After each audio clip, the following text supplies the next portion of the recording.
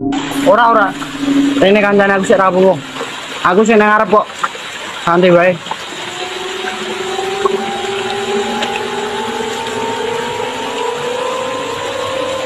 Astagfirullahaladzim. Wong edan iki. Halo guys, balik lagi dalam channel gua. Guys, hari ini gua ingin menceritakan kasus mutilasi yang terjadi di daerah Sleman. Kasus mutilasi yang terjadi di Sleman ini sudah 2 kali terjadi.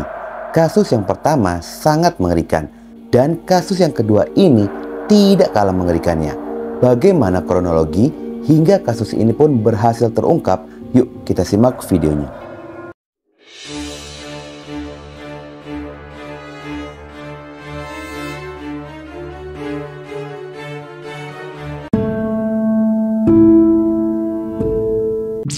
Kisah bermula pada hari Rabu tanggal 12 Juli 2023. Ada sekelompok remaja pergi memancing di aliran Sungai Bedok yang berlokasi di Turi, Sleman. Aliran sungai itu perbatasan antara Kelurahan Bangunkerto dan Wonokerto. Kala itu sudah memasuki petang hari mendekati waktu maghrib.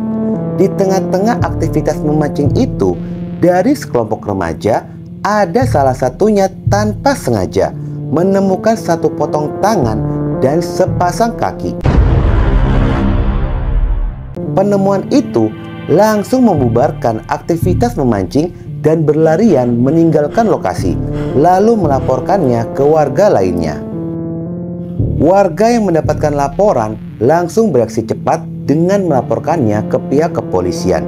Polisi yang mendapatkan laporan segera menghubungi tim SAR untuk membantu polisi melakukan evakuasi dan mencari potongan tubuh lainnya. Setibanya mereka di lokasi, segera menyebar ke beberapa titik untuk mencari sisa potongan tubuh lainnya. Sementara tangan dan sepasang kaki berhasil dievakuasi. Dugaan awal, organ tubuh itu milik seorang perempuan. Dugaan itu pun bukan tanpa dasar lantaran ditemukan adanya pakaian dalam di sekitaran lokasi. Upaya pencarian itu dilakukan mulai pada jam 9.30 hingga 21.00 malam harinya. Radius pencarian berjarak 100 meter ke arah utara dan selatan dari lokasi penemuan pertama. Usaha pencarian itu akhirnya berbuah hasil.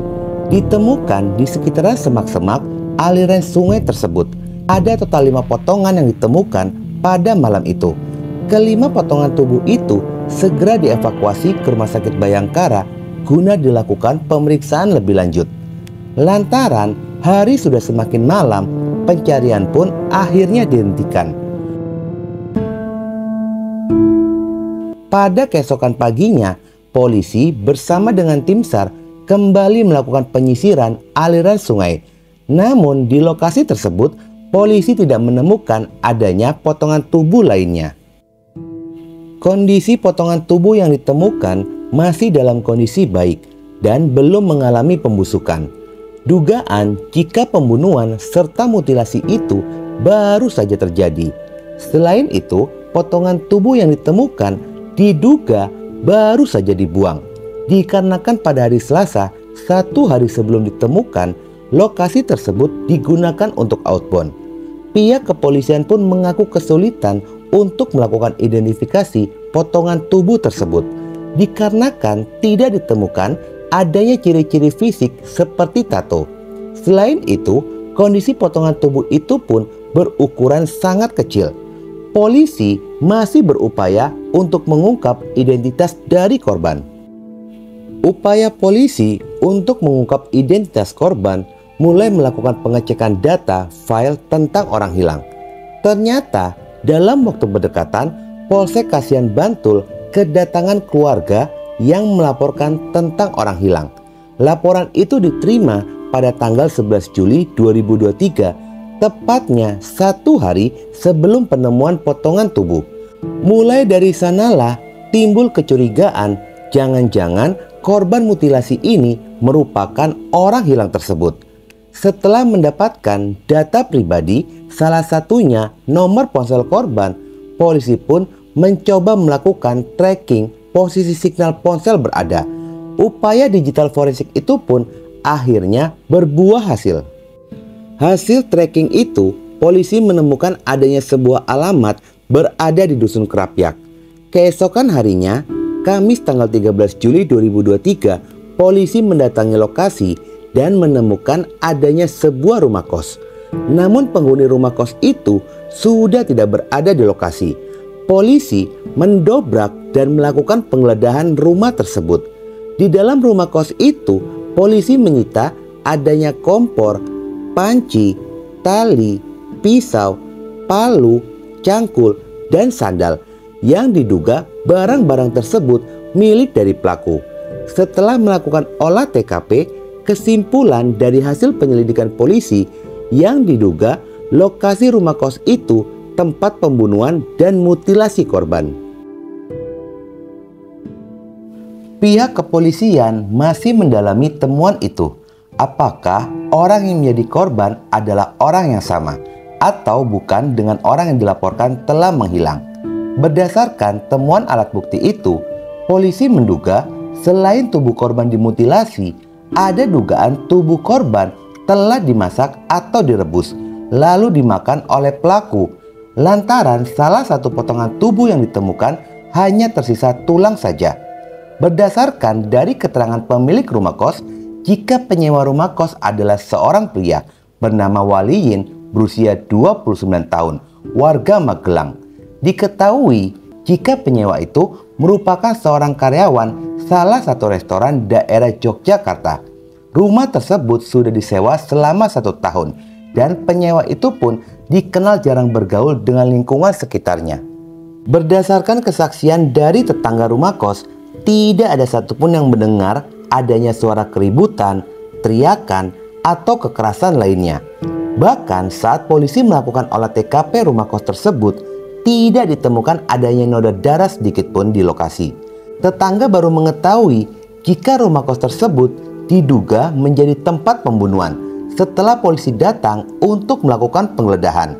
Selain itu, ada keanehan yang terjadi setelah polisi melakukan penggeledahan rumah kos tersebut. 2 hari setelah pelaporan orang hilang, nomor ponsel yang awalnya tidak aktif kembali aktif, bahkan pesan WhatsApp pun sempat dibaca. Setelah dari penggeledahan itu, polisi pun sangat terbatas dalam memberikan informasi mengenai perkembangan pada kasus ini dengan alasan dalam proses investigasi pihak kepolisian. Namun setelah 2 hari dari penggeledahan, tepatnya hari Sabtu tanggal 15 Juli 2023, polisi bersama dengan tim SAR bergerak serentak menuju sebuah jembatan, yakni jembatan Kali Sempor, Radungsong, Danukerto, Turi Sleman, yang berjarak 5 km dari lokasi awal. Mereka mulai menyebar ke beberapa titik lokasi yang diduga sisa potongan tubuh itu dibuang. Upaya pencarian itu akhirnya berbuah hasil dan menemukan adanya beberapa potongan tubuh, yakni kepala, tulang, dan pisau. Potongan kepala bersama dengan pisau ditemukan terkubur di area lapangan Gimberan. Sementara di bawah jembatan Sempor ditemukan adanya plastik kresek besar yang menyangkut di pohon pisang. Sebagian isinya sudah tumpah. Polisi pun terus menyisir area bawah jembatan. Akhirnya menemukan adanya tulang rusuk, tulang belakang, dan kulit tanpa adanya daging yang melekat. Total lokasi temuan berada di 5 titik yang berbeda. Setelah dikumpulkan, potongan tubuh tersebut diketahui berjumlah 3 potongan besar dan 62 potongan kecil-kecil. Potongan besar itu meliputi kepala dan sepasang kaki, batas mata kaki. Lokasi pembuangan ini terungkap setelah polisi berhasil menangkap pelaku pembunuhan disertai dengan mutilasi. Setelah penangkapan itu, barulah diketahui pelakunya berjumlah 2 orang, ditangkap di daerah Kota Bogor. Salah satu pelaku yang ditangkap adalah Waliyin. Penangkapan ini pun dikonfirmasi oleh polisi pada hari Minggu tanggal 16 Juli 2023. Namun polisi masih mendalami kasusnya serta peran dari kedua pelaku ini. Setelah melakukan pembunuhan dan mutilasi, kedua pelaku melarikan diri ke kota Bogor. Waliyin melarikan diri bersama dengan temannya berinisial RD 39 tahun. Berdasarkan KTP-nya, RD berdomisili di Jakarta dan bekerja di Bogor. RD ini merupakan penjual kue atau roti di Bogor. Keduanya ditangkap di kediaman dari pelaku RD. Namun polisi pun masih mendalami kasusnya dan belum bisa menjelaskan motif pada pembunuhan ini. Dikarenakan kasus ini sedikit berbeda, terbilang cukup rumit. Dari keterangan pelaku, antara korban dan pelaku ini saling kenal dan berteman selama 3 hingga 4 bulan. Selain itu, berdasarkan pengakuan dari pelaku, hasil identifikasi sidik jari korban menemukan adanya kecocokan jika korban ini adalah seorang pria bernama Redo Tri Agustian berusia 20 tahun. Korban merupakan seorang mahasiswa Universitas Muhammadiyah Yogyakarta, semester 4 Fakultas Hukum. Korban ini berasal dari Bangka Belitung. Pihak keluarga yang sudah mengetahui kabar penangkapan yang menjadi korban adalah Redo yang telah dilaporkan hilang. Untuk memastikan lebih detail jika korban adalah orang yang sama, pihak keluarga pun diminta untuk melakukan tes DNA. Pihak keluarga menceritakan jika sosok korban ini sangat komunikatif, terlebih dengan keluarga, terutama sang ibu. Dan sebelum menghilang, korban masih sempat menelpon ibunya. Pada keesokan harinya, tiba-tiba saja korban tidak ada kabar dan ponselnya pun tidak aktif. Lantaran tidak adanya kabar, bibinya datang ke kosan dari korban. Ternyata korban pun tidak berada di kosan. Setelah dilakukan pengecekan melalui CCTV, terlihatlah korban pergi dari kosan pada jam 00.10 menit. Korban pergi hanya membawa ponsel bersama dengan casannya, dan sejak malam itu korban tidak pernah terlihat kembali ke kosan. Meskipun hasil tes DNA belum keluar, pihak keluarga mengaku sudah siap menerima kabar buruk jika memang benar tubuh termutilasi itu adalah Redo yang telah dilaporkan hilang.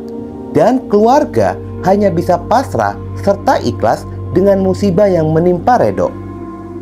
Sosok korban ini dikenal baik, pendiam, dan aktif. Serangkaian kegiatan positif telah dia ikuti, mulai dari pramuka hingga menjadi duta genre. Keluarga berharap hasil DNA segera keluar, dan jika itu benar, keluarga sangat berharap potongan tubuh korban segera dipulangkan kembali ke Pangkal Pinang untuk disemayamkan. Kejadian ini bermula dari perkenalan korban dan kedua pelaku. Mereka berkenalan melalui akun sosial media, yakni Facebook. Di dalam akun Facebook tersedia grup Facebook, komunitas yang melakukan aktivitas hubungan yang tidak wajar. Namun polisi tidak menjelaskan secara rinci aktivitas tidak wajar itu seperti apa. Polisi hanya memberikan clue jika aktivitas itu melakukan hubungan dengan tindakan kekerasan secara bergantian. Di dalam grup Facebook, korban dan waliyin menjalin komunikasi secara intens. Dari komunikasi, waliyin mengajak korban untuk melakukan sesuatu yang tidak wajar dan korban pun setuju. Waliyin yang sudah menyiapkan fantasi tidak normal itu lalu mengundang salah satu anggota grup Facebook bernama RD yang berasal dari Jakarta. RD diminta datang untuk menemui mereka di Yogyakarta. Ajakan dari waliyin, akhirnya RD pun setuju untuk datang ke Yogyakarta. Pada malam mengerikan itu, di rumah kos, mereka melakukan aktivitas hubungan kekerasan bersama dan secara bergantian. Terhanyut dalam fantasi itu, mereka semua tidak sadar jika kegiatan mereka sudah berlebihan. Karena terlalu berlebihan, korban yang mendapatkan perlakuan itu bukan enak yang didapat, tetapi korban malahan tidak sadarkan diri. Kedua pelaku ini yang mendapati korban tidak sadarkan diri, keduanya pun sempat mengecek nadi korban. Dan setelah dicek itu, ternyata korban pun sudah meninggal dunia. Karena panik, kedua pelaku yang bingung dan kalut, mereka sadar dengan kejadian ini mereka bisa terkena pasal pembunuhan. Dalam kondisi yang bingung, akhirnya kedua pelaku memutuskan untuk memisahkan anggota tubuh korban. Dari pengakuan pelaku, menggunakan sebilah sajam, organ kepala, pergelangan tangan, dan kaki adalah organ pertama yang mereka pisahkan, dan disusul dengan organ lainnya dipotong dalam ukuran kecil-kecil menjadi 62 bagian. Selain itu, kedua pelaku pun menguliti dan memisahkan daging dari tulang tubuh korban. Meskipun cara mutilasi untuk menghilangkan jejak kejahatan, kedua pelaku pun menyadari melalui sidik jari korban, identitas korban pun akan terungkap. Lalu kedua pelaku pun memutuskan untuk merebus tangan dan kaki korban menggunakan sebuah panci besar yang digunakan oleh pelaku waliin mengolah bahan makanan. Tubuh korban dipisahkan menjadi 3 potongan besar dan 62 potongan kecil. Pelaku waliin sempat mensurvei beberapa lokasi. Akhirnya ditentukan untuk disebar ke 5 titik. Hingga potongan tubuh pun ditemukan dan kasus berhasil terungkap. Kalau melihat pengakuan dari pelaku pembunuhan itu tidak sengaja, lantaran mereka sedang melakukan aktivitas tidak wajar. Dan motif dari mutilasi itu dilakukan karena untuk menutupi perbuatannya dan aktivitas mereka yang mengakibatkan korban meninggal dunia. Hingga saat ini, hasil dari tes DNA dari korban pun belum keluar. Kasus ini sedang berjalan di ranah pihak kepolisian. Kedua pelaku terancam hukuman mati. Melihat cara mereka menghilangkan jejak pembunuhan itu, sudah pasti ada perencanaan di dalamnya. Sebaiknya lacak pemilik grup Facebook lalu tutup. Fantasi yang mereka lakukan dikategorikan di luar batas kewajaran. Bukan hanya melanggar hukum, namun bertentangan dengan norma dan agama. Sebelum ada korban lagi, sebaiknya usut tuntas dan pemilik akun pun yang memfasilitasi itu segera ditangkap. Oke guys, sekian dulu video gua hari ini dan jangan lupa ikuti terus video gua. Oke?